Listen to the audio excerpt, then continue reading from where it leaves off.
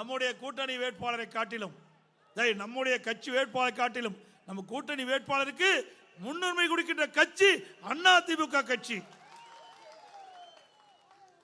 இன்றைக்கு ஸ்டாலின் பேசுறார், போற பக்கலாம் நம்மளை பத்தி தான் பேசுறாரு, தமிழ்நாட்டை பத்தியே மறந்துட்டாரு. உதயநிதி ஸ்டாலின் போற பக்கலாம் பேசுறாரு, என்னை பத்தி தான் அதிகமா பேசுறாரு. கிராமத்தில் சொல்லுவாங்க, எந்த மரத்தில் பழம் பழுத்திருக்குதோ அங்கதான் கல்லடி விழுன்னு சொல்லி. அனைத்து இந்திய அண்ணா திராவிட முன்னேற்ற கழகம் பலம் வாய்ந்த கட்சி. அதனாலதான் நம்ம மீது கல் எடுத்து எரிஞ்சிட்டு இருக்கிறாங்க. இன்னைக்கு தேர்தலில் பயம் வந்துட்டது, ஸ்டாலினுக்கு பயம் வந்துட்டது, திரு உதயநிதி ஸ்டாலினுக்கு பயம் வந்துட்டது. அதனாலதான் புலம்பி தீர்க்கிறாங்க. ஐயா, நாங்க யாரோட கூட்டணி இருந்தானே இல்ல, உனக்கு என்னையா வலிக்குது, உனக்கு என்ன எரிச்சல் வருது? இது எங்களுடைய கட்சி, எங்களுடைய நிர்வாகிகள் தொண்டர்கள் எடுக்கின்ற முடிவுப்படி நாங்க செயல்படுறோம். நாங்கள் பாரதிய ஜனதா கட்சியிலிருந்து விலகி வந்துட்டோம். அந்த விலகி வந்ததிலிருந்து தினம் பேச்சு.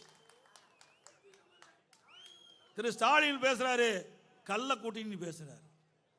அவருடைய மகன் உதயநிதி பேசுறாரு, என்ன பேசுறாரு, கள்ள ஒரு கூட்டணிங்கிறார். கள்ள தொடர்பு. ஏங்க, அவருக்கு வேணா அப்படி இருக்கலாம், அவர் அப்படிப்பட்டவர் தான்.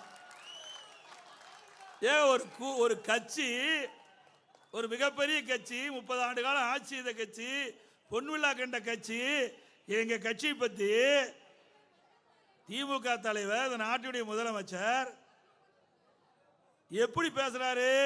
கண்ணீத்தோட பேச வேண்டாமல்லோ, கள்ள தொடர்புங்கிறாரு.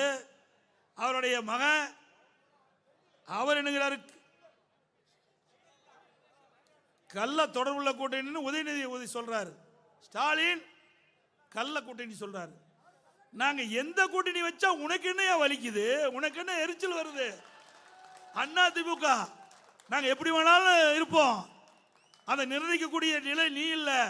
உங்க கட்சி பார்த்து போ, கூட்டணி பத்தி பார்த்துட்டு போ.